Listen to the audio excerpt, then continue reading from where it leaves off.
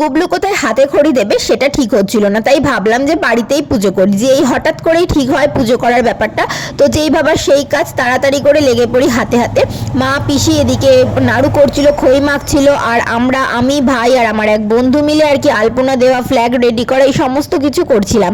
আর পর দিনকেই ঠাকুর চলে এসেছিল, কারণ আমাদের পুজোটা ঠিক দুদিন আগেই ঠিক হয়েছিল। যাই হোক, ঠাকুর চলে এসেছিল পুজোর আগের দিন, আর ঠাকুরের কিছু কাজ বাকি ছিল, সাথে ফুলের গেট করবো ভেবেছিলাম, তাই ফুলগুলো টাঙানো বাকি ছিল, সেই সমস্ত কিছুই আমরা করছিলাম। আর যেহেতু পরদিন তাড়াতাড়ি পুজো ছিল, তাই তাড়াতাড়ি ঘুমিয়ে পড়েছিলাম বেশি দেরি না করে। আর গুবলু প্রচুর আনন্দ করছিল, কারণ এরকম জিনিস তো আগে দেখেনি সেইভাবে, বাড়ির পুজো, প্রচুর আনন্দ পাচ্ছিল।